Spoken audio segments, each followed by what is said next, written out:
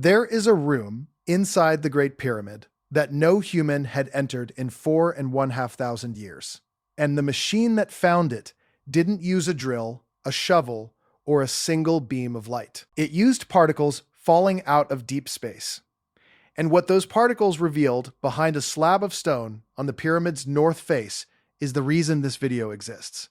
Because the official answer, the one printed in the textbooks, the one the tour guides repeat, does not explain what is actually inside that structure. For decades, we were told the Great Pyramid was a tomb, a glorified grave for a dead king. Nothing more. But the king was never found inside it. No body, no treasure, no inscription with his name in the burial chamber. And the deeper modern instruments look into the stone, the stranger the inside of this thing becomes. Today, we're going to go through exactly what was hidden inside the Great Pyramid, who finally found it, and why the explanation they gave the public leaves the most important questions completely unanswered. Stay with me, because the part everyone argues about is not the part that should scare you. Most people who visit Giza never go inside. They photograph the outside, they ride a camel, they leave. The few who do go in walk up a cramped wooden ramp through a passage barely tall enough to stand in, into a bare granite room. And that's it. That's the tour. Most people walk right past the real mystery without ever knowing it's there, because the strangest features of the Great Pyramid are not the ones you can walk to. They are sealed. They are buried in solid rock. And until very recently, we had no way to even know they existed. The pyramid we're talking about is the largest of the three on the Giza Plateau, built for a pharaoh named Khufu, who ruled Egypt during the 4th dynasty. Construction was completed around 2560 BCE, which means this structure is roughly 4,500 years old. It stood about 480 feet tall when finished, and it remained the tallest man-made structure on Earth for nearly 4,000 years. Not the tallest in Egypt, the tallest on the planet. No building anywhere surpassed it until the cathedrals of medieval Europe. And even then, only barely. Think about that timeline. A civilization with no iron tools, no pulleys as we understand them, no wheels suited for this kind of load, somehow stacked over 2 million blocks of stone, some weighing as much as 80 tons, into a structure so precise that its base is level to within a couple of centimeters across an area larger than 9 football fields. We still cannot fully explain how they did it. That is not a fringe claim. That is the mainstream position. Even today, the question of how exactly the pyramid was built puzzles the experts who have spent their entire lives studying it. And here is the first thing that should make you uncomfortable. For most of human history, we assumed we knew everything inside the Great Pyramid. There are 3 known chambers. The lowest, 1, is cut into the bedrock beneath the pyramid and was left unfinished. Above that sits the so-called Queen's Chamber. Higher still sits the King's Chamber, connected by a steep, soaring passage called the Grand Gallery. 3 rooms. That was the entire map. For over a century, no one found anything new. Scholars were confident the pyramid had given up all its secrets. They were wrong. They were spectacularly wrong. And the thing that proved them wrong came from the sky. But before we get there, look at what the tomb theory has always struggled to explain. When the first people broke into the upper chambers, they found no king. The granite sarcophagus in the king's chamber was empty. No body, no mummy, no grave goods, no gold, no inscription naming Khufu anywhere on the chamber walls, which was unusual because Egyptian burials were normally covered in text, spells, and images meant to guide the dead into the afterlife. The walls of the king's chamber are bare. For a culture that decorated its tombs obsessively, the most magnificent tomb ever built was left silent. The standard answer is that grave robbers emptied it in antiquity. And robbers did get in, but robbers take treasure. They don't usually take the several-ton stone lid of a sarcophagus, the body, and every single trace that a burial ever happened while leaving no damage to the sealed plug stones that should have blocked the way. The pyramid reads less like a looted tomb and more like a structure that may never have held a body at all.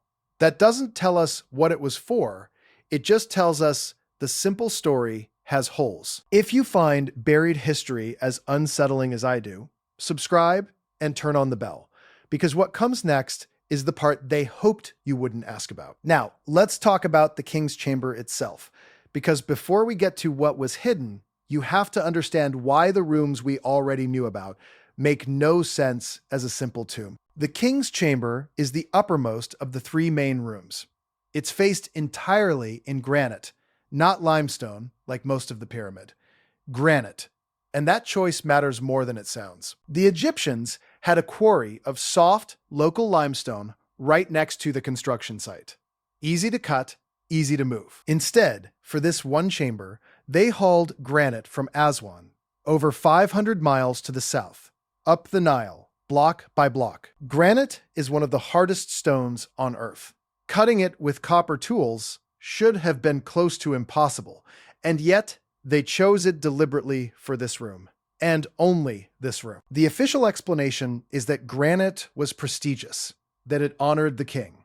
But prestige doesn't explain what's above the ceiling. Stacked directly over the king's chamber are 5 additional compartments, layered one on top of the other, made of enormous granite beams. The total weight of stone resting above that ceiling is around 400 tons. The textbook answer is that these are relieving chambers, designed to distribute the crushing weight of the pyramid, so the room below doesn't collapse. And that's a reasonable engineering idea. But here's the problem. The very top compartment is capped with a gabled, pointed roof that already redirects the load. The flat granite layers beneath it are, by that logic, unnecessary. They didn't need to be granite. They didn't need to be that massive. The Egyptians overbuilt this single room to a degree that has no clean structural explanation. They surrounded a small empty space with hundreds of tons of the most quartz-rich stone they could find. And then they cracked it. Because here's a detail almost no tour mentions. Every one of those roof beams shows fractures. The chamber settled, the stone split, and the cracks are still there today. They built a room designed to survive forces a tomb would never experience. For decades, scholars dismissed all of this as ego, a pharaoh showing off. But that explanation has a problem. It doesn't account for what the stone does. Aswan granite is more than 50% quartz crystal, and quartz is not an ordinary mineral. When you put quartz under mechanical stress, when you squeeze it, vibrate it, or compress it, it generates an electrical charge. This is a real, measured, undisputed property of the material. It's called the piezoelectric effect, and we use it today in everything from watches to medical devices to precision sensors. The Great Pyramid's most heavily reinforced room is built from one of the most electrically active natural materials on the planet, sitting under hundreds of tons of compressive load. And it happens to be a measured locus of radio waves. That is not a theory. That is a description of the physical object. And it goes further than radio waves.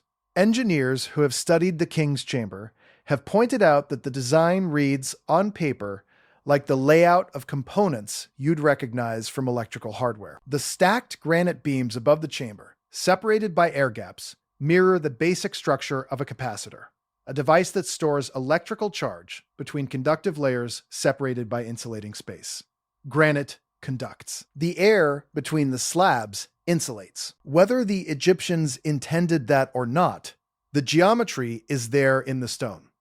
One engineer, Christopher Dunn, spent years arguing that the entire upper section of the pyramid functions like the inside of a machine, with the quartz-heavy granite as the active element and the chamber as a resonant cavity. Mainstream Egyptology rejects his conclusion. But notice what the rejection actually says. It says the Egyptians built these properties by accident, that they happened to choose the one stone on Earth that turns pressure into electricity, happened to stack it in a configuration that stores charge, happened to seal it inside a room that rings with radio waves, and meant none of it. Maybe that's true. Coincidence is real, but it's a lot of coincidence stacked into one small room. There's one more property nobody talks about on the tour. Under extreme mechanical stress, quartz-rich granite doesn't just produce a mild charge. In theory, intense piezoelectric discharge can generate bursts of ultraviolet light, and at the upper limit, even faint X-rays. We are talking about a room lined floor to ceiling in a material capable, under the right vibration, of emitting radiation you cannot see. The chamber that supposedly held a king's body is built from stone that behaves, under pressure, like the front end of an imaging device. That is not a description from a conspiracy forum. That is the physics of the rock. What it means is where the argument begins, and that's clue number one. Hold on to it, because the second clue is the one that turned a strange building into something nobody could explain away. For most of the 20th century, there was no way to look inside the solid rock of the pyramid without taking it apart. You couldn't drill through millions of tons of stone hunting for empty rooms. So, the inside stayed a mystery, locked behind the question no instrument could answer. Then, physics gave us a key. In the late 1960s, a Nobel Prize-winning physicist named Luis Alvarez had an idea that sounds like science fiction. The Earth is constantly bombarded by cosmic rays, high-energy particles from deep space. When they hit the upper atmosphere, they create showers of subatomic particles called muons. Muons are heavy cousins of the electron, and they have a strange ability. They can pass straight through solid matter, through rock, through stone, through a pyramid, but they don't pass through evenly. When a muon travels through dense stone, more of them get absorbed.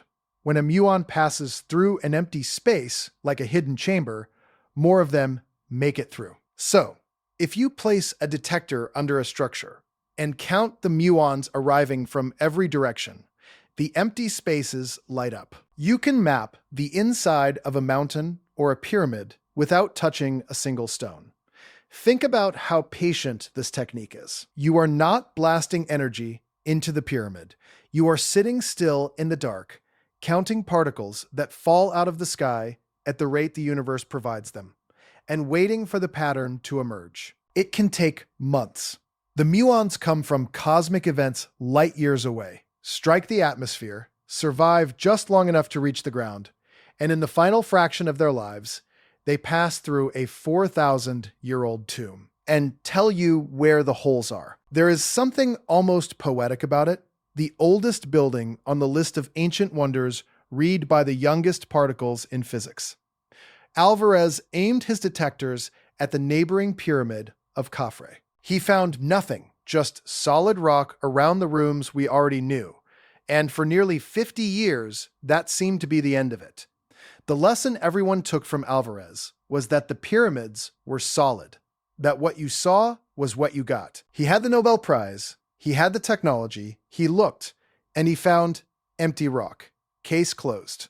Except he had scanned the wrong pyramid. The Great Pyramid, Khufu's pyramid, the bigger one, had never been properly surveyed this way. And when someone finally pointed the next generation of detectors at it, the result was not empty rock. Then, in 2015, an international team launched a project called ScanPyramids, led by Cairo University and a French research institute. They combined the old muon technique with modern instruments far more sensitive than anything Alvarez had. Thermal cameras, three-dimensional radar, muon emulsion plates placed deep inside the pyramid's existing passages. They were not looking for treasure. They were testing whether the technology could see what the human eye never could. And in October 2016, they confirmed something that should have made headlines around the world. Behind the chevron, a gabled stone structure on the pyramid's north face, the muons revealed a void, an empty space hidden inside the stone that no record, no map, and no archaeologist had ever documented. The first major discovery inside the Great Pyramid since the 19th century.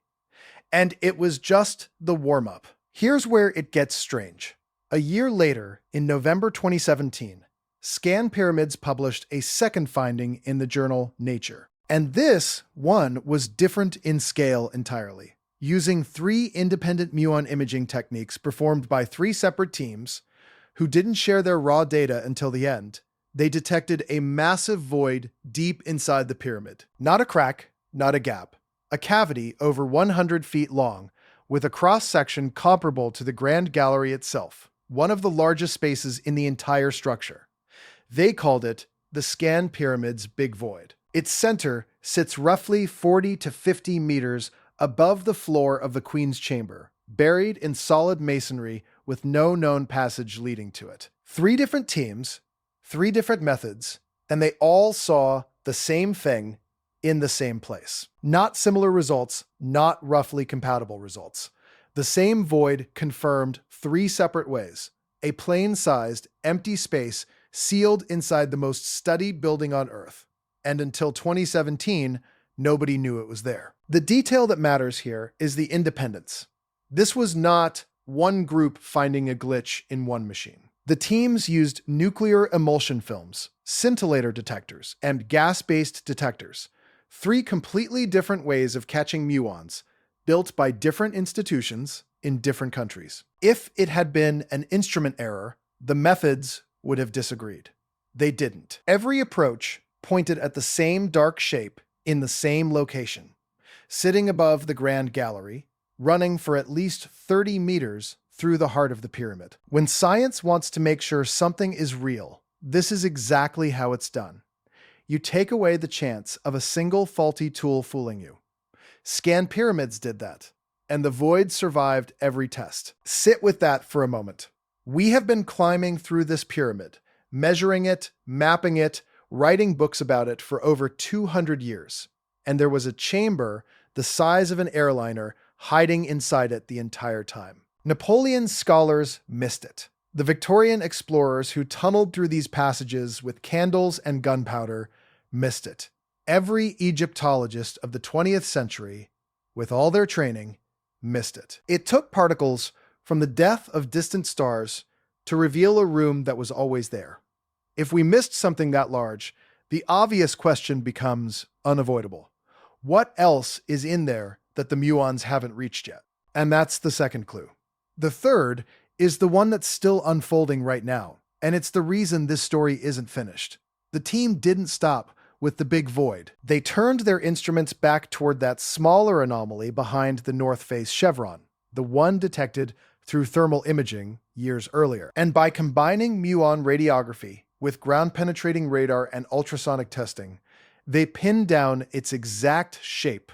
It was a corridor, roughly 9 m long, about 2 m wide, 2 m tall, with a vaulted ceiling hidden just behind the pyramid's outer face above the original entrance. Then, they did something no one had done before. They drilled a tiny hole, threaded an endoscope, a fiber optic camera, through a joint between the stones, and they looked inside. The images came back showing a corridor with a vaulted roof, an empty passage that no human being had laid eyes on since the pyramid was sealed 45 centuries ago. A space built into the structure on purpose, hidden behind the casing on purpose, and then concealed so thoroughly that it stayed invisible until particles from space gave it away. And the official explanation for all of this? The corridors and voids are structural. They relieve weight. They redistribute load above the entrance and the chambers, so the whole thing doesn't crush itself. That's the safe answer, the boring answer. And it might even be partly true. But notice the pattern. Every time we look deeper into this pyramid, with better tools, we don't find it simpler. We find it more complicated, more hidden spaces, more deliberate concealment, more features that a tomb has no reason to contain. The V of that corridor behind the chevron is still, in the words of the researchers themselves, unclear. They found it, they photographed it, and they cannot tell you what it's for. And consider how it was hidden. The chevron, the gabled stone slab that sits over this corridor, was originally buried inside the smooth outer casing of the pyramid. From the outside, when the monument was new and sheathed in polished white limestone, you would have seen nothing. No seam, no door, No hint that a passage ran behind that point. The builders went out of their way to make the corridor invisible from the surface. That's not how you treat a structural feature. You don't hide a load-bearing element. You hide something you don't want found. Whether what they were hiding is mundane or extraordinary, the intent to conceal is built into the stone, and that intent is itself a clue. Now, here is where the story takes on the texture of every great unsolved mystery. The access has been controlled, the findings have been slow to release, and the most important question, what is actually inside the Big Void, has been left hanging for years. The interior of the Big Void has still never been entered. As of today, no camera has been inside it. No human has stood in it. We know it exists. We know roughly how big it is and where it sits. And that's all. The single largest hidden space ever discovered in the Great Pyramid remains completely unexplored, sealed behind tons of stone, waiting for a way in that doesn't damage the monument. It was found, it was confirmed, and then it was left exactly as it was. Untouched, unopened, unexplained. Proposals to drill a small hole and send a robot inside have circulated for years. Permission to actually do it has been another matter. The monument is sacred. The bureaucracy is heavy. And so the largest secret in the most famous building on Earth sits in the dark, known to exist, and forbidden to enter year after year after year. Now, does any of this prove the most extreme version of the story? That the Great Pyramid was a power plant, a machine, a piece of lost technology built by a civilization with knowledge we've forgotten? Probably not. Let's be honest about that, because the truth deserves better than hype. The mainstream explanation has real weight behind it. The granite over the king's chamber really does help carry load.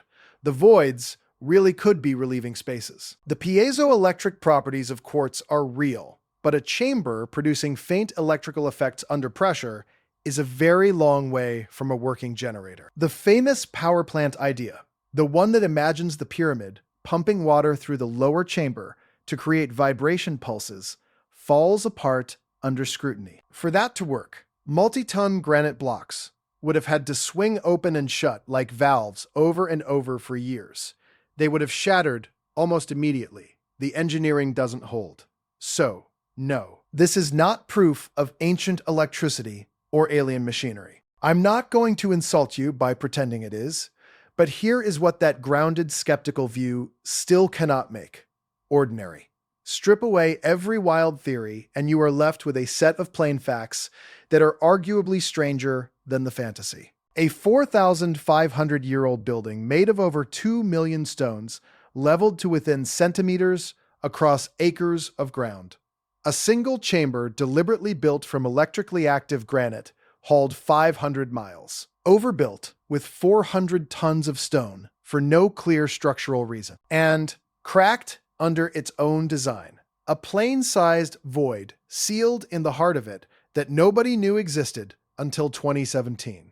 A hidden corridor behind the entrance that no one saw until a camera was threaded through a crack. And a civilization that did all of this without iron, without the wheel as we use it, without a single written manual explaining how. You don't need aliens to be unsettled by that. You just need to look at what's actually there. The mystery doesn't come from making things up. It comes from refusing to look away from the facts. And if even the modest version of this is true, it means something uncomfortable about the story we tell ourselves. It means a society we file under primitive 4,500 years ago possessed engineering precision, material science, and astronomical alignment that we are only now able to measure and still cannot fully reproduce. It means that for 2 centuries, the experts were certain they have mapped the inside of this structure, and they were wrong by an entire chamber. It means our picture of the ancient world is not a finished portrait. It's a sketch with pieces missing. And if our history is missing a chapter this large about a building this famous, the most studied monument on the entire planet, then what are we missing about the ruins we've barely looked at? Think about what this technology is going to do next. Muon imaging is improving every year. The next generation of detectors planned for the Great Pyramid is described as transformational, large enough, and sensitive enough to map the entire interior in 3 dimensions, to see every hidden space the way an X-ray sees bone. We are about to get a complete internal scan of a structure we thought we understood. And if the first crude version of this technology already found a corridor and a chamber the size of a plane, the question is not whether there is more to find. The question is how much. Somewhere in that stone, there may be passages we have never imagined. Sealed spaces that have held their air since before the pharaohs of the New Kingdom were born. Rooms that could rewrite what we believe a pyramid was actually for. We are standing at the edge of finding out. And the only thing between us and the answer is permission and a drill. Here is the one question that won't let go. If the people who built this could hide a chamber the size of an aircraft so well that it stayed invisible for 45 centuries, hidden from every explorer, every scholar, every thief, what does that tell you about how badly they wanted something kept out of sight? You don't hide nothing that carefully. You hide something. And whatever it is still in there exactly where they left it, waiting in the dark. So, who finally found the lost spaces inside the Great Pyramid? Not a treasure hunter, not a grave robber. A team of physicists aiming detectors at particles raining down from the edge of the solar system, reading the shadows those particles cast through 5,000 years of stone. They found a corridor. They found a void the size of an aircraft. And then they reached the limit of what they were allowed or able to do. The Big Void is still sealed, the corridor's purpose is still unknown, and the deepest spaces in the pyramid have still never felt human breath. The Great Pyramid is still standing on the Giza Plateau, exactly where it has stood since before the first word of recorded history was written. Millions of people walk past it every year, and inside it, sealed in darkness, is an empty room the size of a passenger plane that no living person has ever entered, waiting behind the stone for someone to find a way in. It was built to last, it was built to hide something, and whatever that something is, it is still in there. If this is the kind of buried history that keeps you up at night, watch the next investigation playing on screen right now, because the discovery in that one connects to this in a way you will not see coming. Subscribe before you go, so the next time something this old gives up a secret, you're the first to know.